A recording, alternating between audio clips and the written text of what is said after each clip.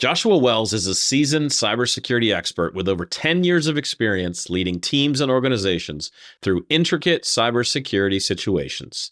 His extensive background includes working with various government bodies and private sector organizations, specializing in areas such as architectural security, endpoint detection, mobile device management, and risk assessment. In addition to his professional work, Joshua is a distinguished instructor of cybersecurity at several renowned universities, imparting valuable skills and expertise to students. He's currently pursuing his doctoral degree in cybersecurity and is also an active community volunteer in the Northern Virginia area. Joshua joins us to help understand the intersection between Zero Trust and AppSec. We talk about what Zero Trust is, what are some of the challenges, what are the things that work well, and then we also dive into what is the role of the application and ultimately application security in Zero Trust. We hope you enjoy this episode with Joshua Wells. Are you struggling to measure the effectiveness of your secure code training? You're not alone. That's why we're proud to share that on average, Security Journey learners increase their knowledge an average of 33 and as much as 85%. Our diverse training content satisfies a variety of adult learning styles, from conversational training videos to hands-on secure coding activities, ensuring that learners are engaged no matter their learning style. Visit securityjourney.com to try our training today.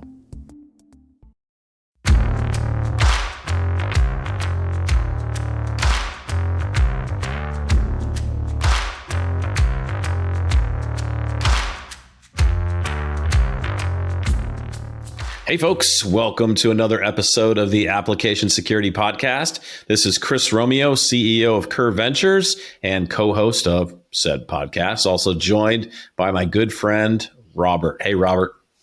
Hey, Chris. Yeah, Robert Hurlbut, and I'm a principal application security architect at Acquia, also focused on threat modeling, and always interested to talk about some interesting new topics in cybersecurity that we don't always touch on. And today is going to be one of those days where it's a new topic for us.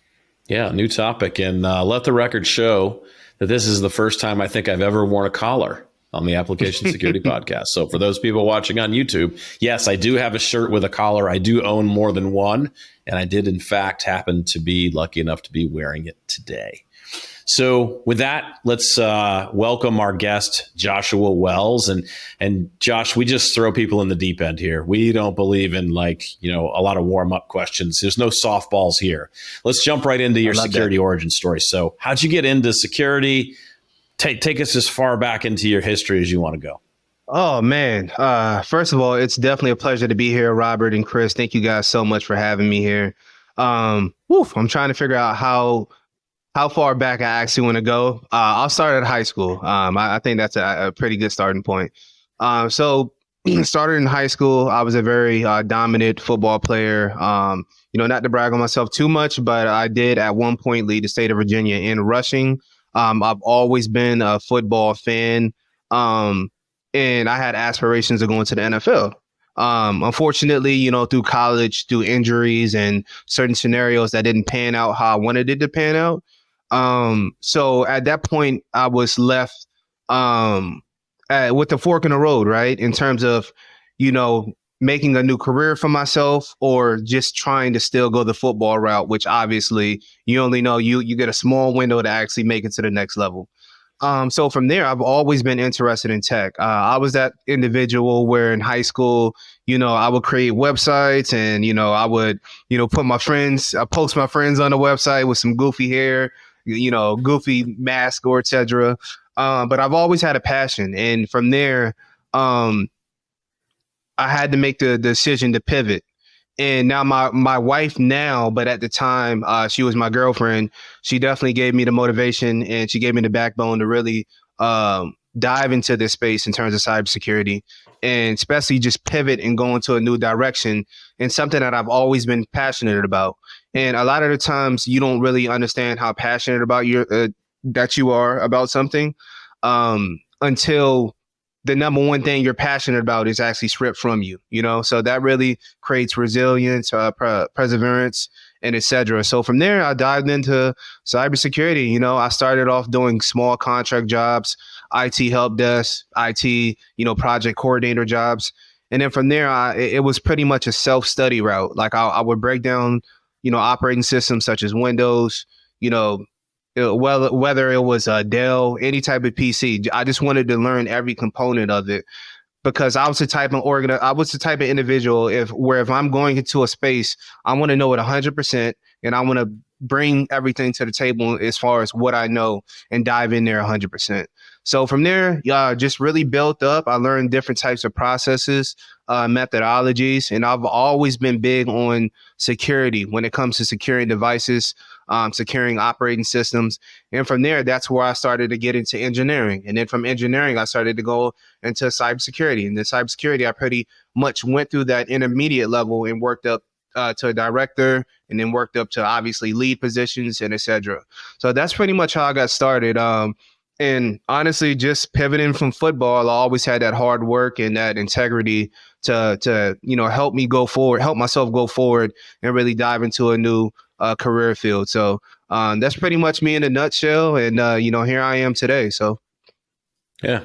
And as we were talking before the interview, I have to add a question here that we didn't discuss, and that is, how'd you get the nickname Cyber Steve? That's a pretty cool nickname, and I want to know the origin story of Cyber Steve. So the origin stories of Cyber Steve, I would say it probably happened about 6 years ago. So my wife, I walk around the house. I love to watch sports. I love to work out. I like to I like to do activities like outdoor activities. I like to do activities inside. Obviously, I love being on my computer, but anytime when I'm on the computer and I have glasses on, she's like, "Man, you look like Cyber Steve. You look like you're about to hack somebody or something." And then from there, it just turned into the whole nickname of Cyber Steve. So when I take my glasses off, I'm me. But when I put these on, I'm in front of my computer. She calls me Cyber Steve. So that's so it's like the opposite of Superman. There we go. So like Superman, what was his name? What's Superman's name? Not Clark Kent. Yeah. So Clark Kent, when he wears the glasses, he's not the superhero. But when he takes them off, that's when he becomes a superhero. So like you're the opposite though. Yep. You put them on and you become a cyber superhero. 100%. 100%. They're not ready for it. They are not ready for it. Anytime I'm on a meeting, I put these on, they already know what time it is. So oh man. Yeah, but that's the origins of it for sure. So it's something that's stuck around with me like throughout the duration of my career to this point. So absolutely. Excellent. So Joshua, thanks again for joining us today. You and I got in touch and we reached out, and one of the things I noticed is that you have a passion for zero trust, which is, as we mentioned a moment ago, is a topic we haven't talked about on our podcast. And so we want to dig into that today for our listeners. So if you could help us, what is zero trust? How do you define it? So I would label zero trust is trusting but verifying. So a lot of the times when you're dealing with, information technology and nowadays cybersecurity, we have different conditions in terms of whether we trust a specific person or a specific device to gain access to specific resources, right? And zero trust pretty much eliminates all of that. So for example, if I'm working or walking into an organization, if I want to have access to this computer, I now obviously have to authenticate, but I have to verify on every different level. I no longer have special permissions, right? So if a machine is on the network, that machine isn't granted access to a specific area or perimeter based off of its like history, right? We're considering everything a threat, and you have to successfully authenticate regardless of who you are, how long you've been here, or what you bring to the table, or the primary use case. So pretty much in a nutshell, it's trusting but verifying at the same time. A lot of the times when you're dealing with organizations or like organizations that pretty much have a legacy mindset, they're dealing with individuals or dealing with devices that maybe have conditional access, depending on who they are, whether you're a system administrator or whether you're a server. Okay, we don't have to put the server behind this firewall, or we have a firewall behind there, but this server communicates with this firewall or communicates with this operating system. But no, it's on at every level. We're trusting, but we're verifying. So there's no longer any conditions in between that says, hey, like I need to talk to this, or I need to gain access to this. Okay, we trust that you have the right intent, but we also need to understand. And with that understanding comes authentication. So pretty much in a nutshell, that's what zero trust is. And it's becoming very, very big to a lot of government organizations. And I think majority of them, if not all, have to follow that specific framework and guideline. And I think they have a deadline by the end of 2024. So you see a lot of these government agencies quickly adopting to that methodology. And I would say it's based off of a lot of the frameworks that I've worked with, whether it's NIST, CIS, SOC 2, et cetera. This is definitely one of the dominant ones, and it's taken me by surprise. And that's why I'm so passionate about it. So with zero trust, then, I primarily think of network architecture is what conjures in my brain when I think zero trust. Do I have to throw out everything I have? Like, does zero trust start from scratch, or can I upgrade to zero trust without rebuilding my entire network from scratch? Yes, absolutely. That's a great question. So there's 3 phases you can take. There's a traditional, and there's an advanced, and there's an optimal. So, as an architect, the first thing I would say is let's see what's already existing in your environment, right? If you have an antivirus solution, right, is that something that we can leverage and automate to detect certain activity or detect certain suspicious behavior, right? Do we have a VPN? Is that configurable? So really just assessing and seeing what we actually have in your infrastructure and tuning that and configuring that before we bring in more security tools, right?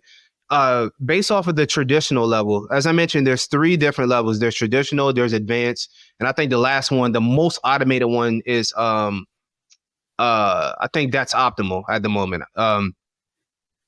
But let's just say traditional is probably the easiest, right? So let's just say if it's something password based, password or multi-factor authentication has to be there at a minimum, right? But let's just say on an optimal level, it has to be continuously evaluated. Maybe that information is logged into a SIM, et cetera. It has to be more in an automated fashion. It has to have more eyes, more ears, and et cetera.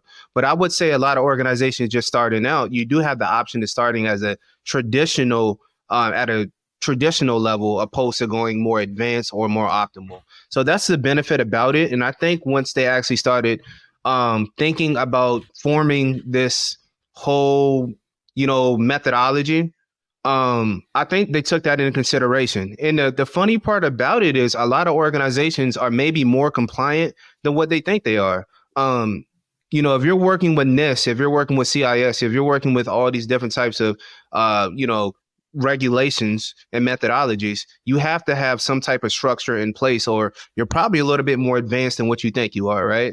So if you're adhering to, having VPNs and, having a SIM, or having a SOAR where you're actually responding to certain security events in an automated fashion, you probably have a more advanced security approach than other organizations, or you're probably further along that you actually think you are. So I've worked with agencies where they're like, oh man, we're probably about 85% compliant in this area and we didn't even know it. So that's what zero trust is meant to actually be. Sometimes it's just turning on a button. Sometimes it's bringing in new technology. So it really all depends. So there's some of the pieces that I have, I likely can reuse, and you can provide some other things on top of a foundational layer, assuming I haven't completely neglected security. Correct. From end to end. Correct. So I have something that it's not going to be a total tear out. So yep.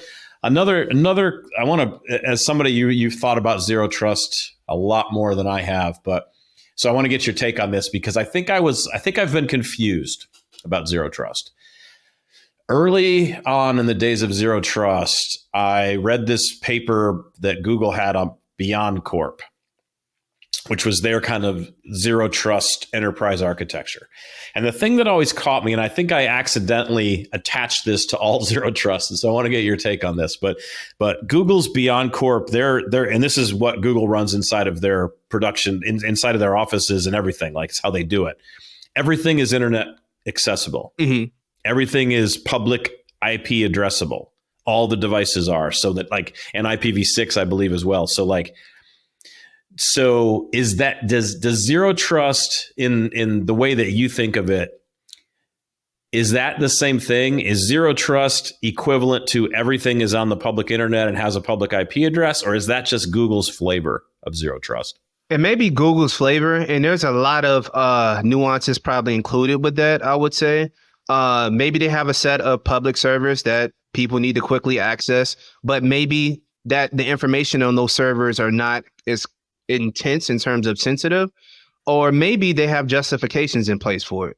Because even from a traditional level all the way to an optimal level, again, the optimal level is more automated fashion. It's more advanced. It's more of, okay, we are tracking, we're authenticating everything.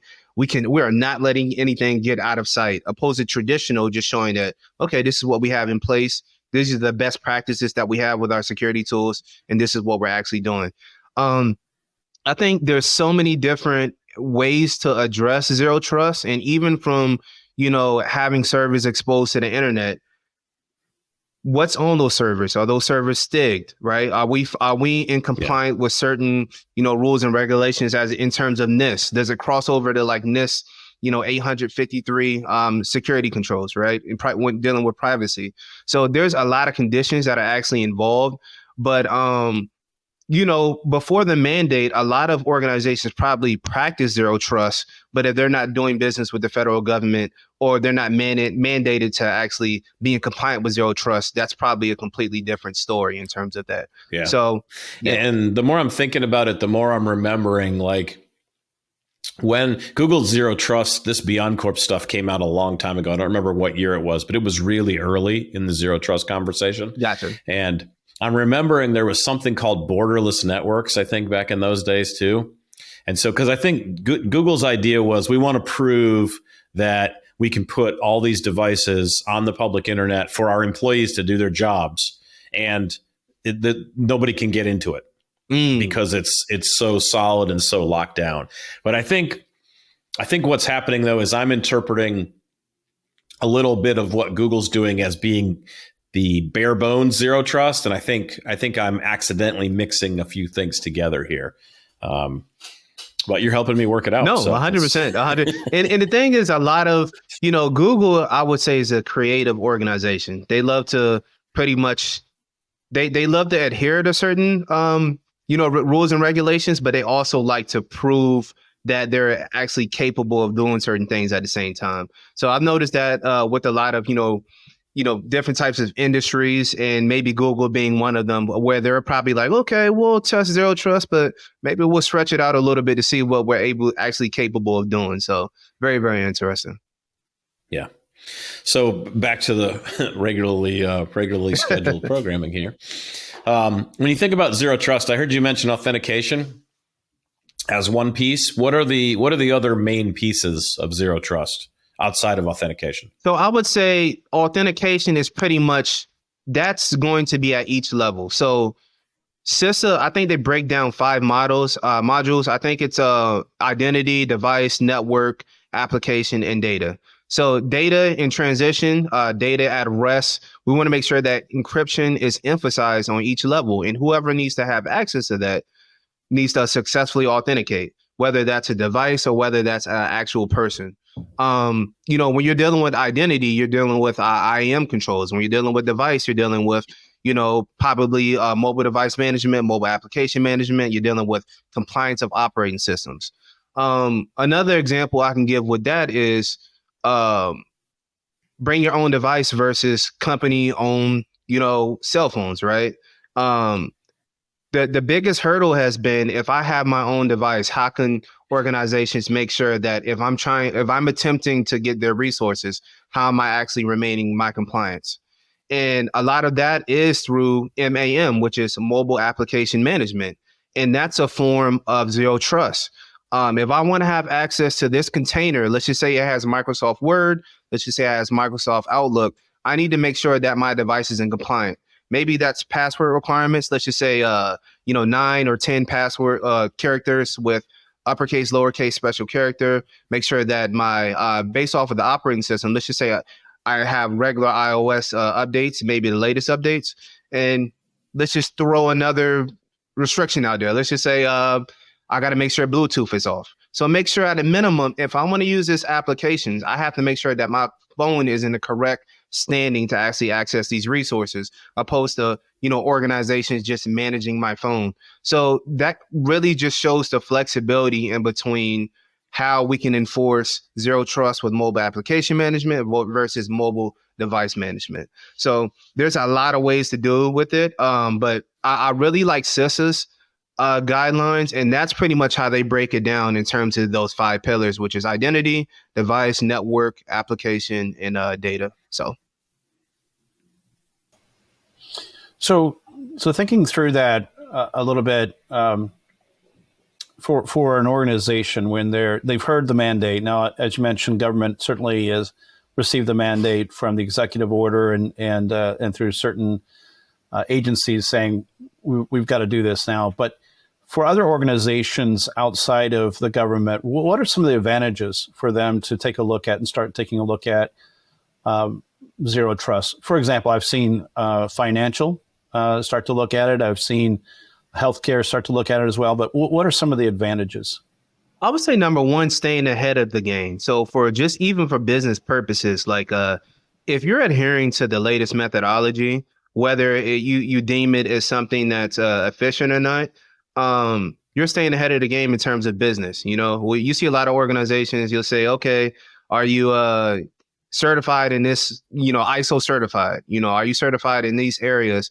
And you just increase opportunities by making sure you're actually in compliant with these new rules and regulations.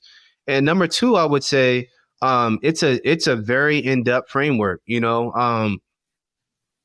A lot of the times organizations think that zero trust may just be accomplished by a security tool, but it's not a security tool. It's a mix of different security tools, and it's a mix of processes all combined to one. Obviously, one security tool can do more than the other. Like one is Zscaler, which is a very complex, robust, really, really great tool. And maybe that can accommodate for maybe 60% of your problems in terms of zero trust. But you still need other processes. You still need other security tools. But I would just say in terms of that, it's adaptable. It's adaptable. If you're zero trust, I would say certified or compliant in that area, majority of the time you're going to be in compliant with NIST, whether you follow NIST guidelines, ISO, CIS, or whether you're just going through a SOC 2 audit or something. You're going to have everything in place that you need to. So I would say even if you're just a new company looking to create a solid baseline, starting from the very, very top, my opinion was zero trust is really, really great. And, you would think I'm a zero trust ambassador, but I'm not. But I really believe in that methodology, and it's really, really a great approach to take, especially for business purposes. So. Mm-hmm. All right. So we talked about the positive side. I mean, we're security people.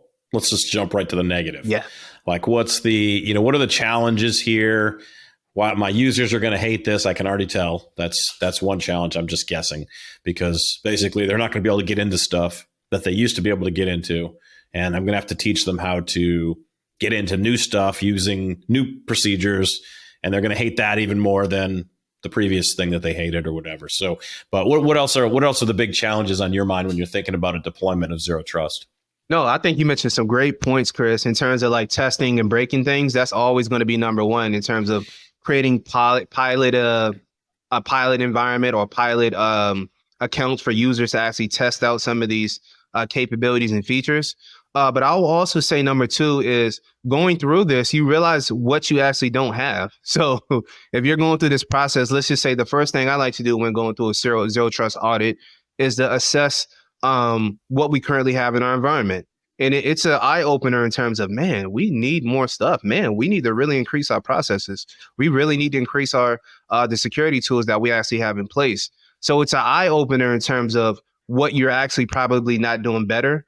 And just from my experience, just working with organizations, that's really created a lot of it's created a lot of urgency in other areas. So maybe if we're working on zero trust, they're like, okay, like I know that going through this process, it opened up my eyes to us needing maybe a different firewall over here. Let's go ahead and focus on this project. So it opens up a lot of areas in terms of if you don't have things existing, it may be really, really costly, if you don't have security tools turned on. But I've come across a lot of organizations where they have a lot of security tools in place, some of them actually being redundant, where it's just like, okay, this worked out to your advantage to actually use it and compile everything together. So I would just say the growing pains that I actually introduce, and I would say like the testing phases that come along with it are really, really big, and they can really become exhausting, especially if we're working with a small team. I've worked with small teams and large teams when it comes to implementing zero trust. Obviously, the larger the team, the more you can get done. But the smaller the team, it can really create a lot of stress. It can create a lot of, I would say just exhaustion in terms of manpower and getting things done, especially on a day-to-day basis. So I would say that those are probably some of the biggest concerns when implementing a framework as robust as this. Yeah, and I've seen similar, and you probably have too. In terms of this is a great idea, but it's tough. It's tough. It's not out of the box type of easy thing that I can buy and implement and it's done type of thing. So one area that we're focused on application security here on the podcast. We haven't heard a lot about zero trust and the AppSec side or application developer side, but I wonder if you could help us understand from an application developer, what are some things that they might take away in terms of how will this impact their work moving forward? Do you have some thoughts or ideas on that? Yeah, absolutely. So even with dealing with the 5 pillars, I know we mentioned the device and the other was, well, application is actually one of them. And if you're a DevOps guy, and you're working in, let's just say AWS, you're working in GCP, you're managing some type of application that's embedded on a container, you have to make sure that that application is secure. And a lot of that ties into zero trust. So let's just say you have your own application that you've built. It's inside of GCP. A lot of that ties into zero trust in terms of monitoring. So if we're dealing with applications, a lot of the times we're probably dealing with brute force attacks, right? Somebody trying to compromise the system using, certain credentials, or somebody trying to execute some code, right? So we need to make sure that we're actually monitoring that. And that's why I feel like, to me, application security tied with zero trust is probably one of the biggest areas, right? GCP, they have a lot of great security in terms of monitoring, but obviously, we're working with SIEMs nowadays. We're working with SIEMs, or we're working with SOARs. And if we can leverage that to actually monitor, to automate certain security alerts in a certain fashion, that will definitely be great. But the more I see DevOps working on applications, depending on what organization I'm working with, the more I'm seeing the need of a SIEM, the more I'm seeing the need of security, whether it's code related, whether it's just the basic interface with just logging in. Everything well-rounded ties into zero trust in terms of application management, application security, and making sure that the correct cybersecurity hygiene of that application is being managed.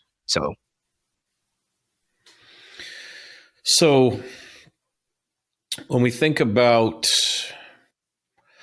areas of focus that an AppSec person should look at, so let me give you a scenario, and how would you advise someone as an AppSec person when they're coming into a zero trust? So let's imagine that we did a zero trust implementation. Primarily, it was network related. So we've got all the pieces. We got authentication, we got authorization, we got logging, monitoring, all of those types of things happening. And now we've got a new application that development wants to deploy, new internal application. So it's not on the public internet, but it's an internal application that's part of our environment inside the company. What are the things that you would advise me as an AppSec person that are specifically in the realm of zero trust? Like, so not things like OWASP top 10, API top 10, looking at potential secure coding flaws or whatever. But from a zero trust perspective, what should I be investigating with a new application? A new application, I would just say at the ground level, can anybody get access to this? What are the potential connection points in terms of how is this application communicating? And from all of its communication points, is it secure, right? Are we dealing with APIs? Are we dealing with certain access controls? Because everything pretty much ties back to encryption or authentication. What's being encrypted? Is any information being encrypted from the application level, whether it's, specific servers or within the outside world or whatever? I would say those are the main points we got to touch on in terms of not everybody should be able to communicate with this application. Not everybody should be able to access this application. And how are we actually creating roadblocks where, okay, let's just say I've been out of the office for 3 months or something, right? And I want to access this specific application. What rights does it give me to actually try to access this? Is it going to successfully force me to authenticate? Am I going to be able to reach out to Joe to reset my password? All of these things these are all the things we should be thinking about in terms of application access, and even what our application is connected to.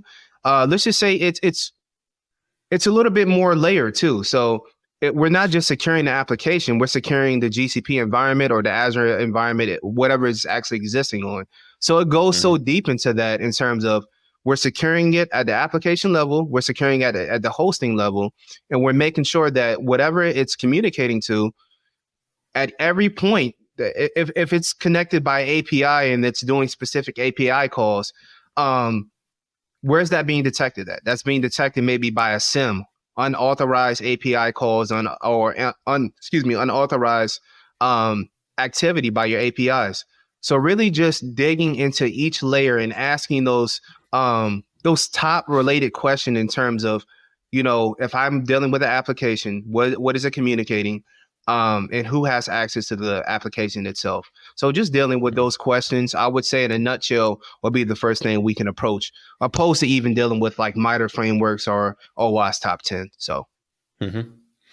So as I'm listening to you talk about applications in a zero trust environment, it's making me think that my favorite type of access control would be a good fit inside of a zero trust environment. So my favorite type of access control, attribute-based access control, just because you mentioned that scenario where like somebody's been out of the office for 3 weeks and the system should know that. The system should flag a particular authentication/authorization request if somebody's been away for a while, and that becomes not the norm anymore. Becomes this person's now outside of how the policy is. And so have you had any kind of interactions with attribute-based access control in a zero trust environment where like I can set a policy that says, hey, Robert should be able to access these applications from 9 to 5 from these coordinates, which happen to be his office, for example, in a government agency somewhere. But as soon as 5 o'clock rolls around, that policy no longer lets Robert access a particular thing. So how does that play out in your world of zero trust? Yeah, absolutely. So I've configured those settings in a SIM, and I've configured those settings through Microsoft. So for example, in Microsoft, you can set a specific threshold of if this person tries to access X amount of files, I want to get an alert. And it's going to alert me. It's probably going to send it to my email or even just route that information over to a SIM. But the beauty of it is a lot of the technologies that we leverage today already has a lot of these capabilities built inside of them, especially if you're dealing with the SOAR, which is more of automation and response. If he were to touch that, it would automatically flag. And depending on the SIM, it would automatically block him from actually trying to execute that. So there's so many different technologies that actually block that, very similar to maybe like DLP rules, where you can actually set certain permissions, set certain, thresholds. So that individual let's just say he wanted to go on vacation, and any time between, let's just say 5 p.m. tonight to next Monday, if there's any activity going on with his account, we need to be alerted. We can even flag his account in our SIM or our SOAR. So any suspicious activity or any activity as a whole will be alerting on there. So I would say there's many ways of doing that, which is leveraging different technologies. And I've leveraged Microsoft to do that. I've leveraged even AV products to actually do that. But the most seamless way for me, it was actually leveraging a SIM and a SOAR, whether it was Logarithm or whether it was Sumo Logic, which is one of the better ones that I've utilized on the market today.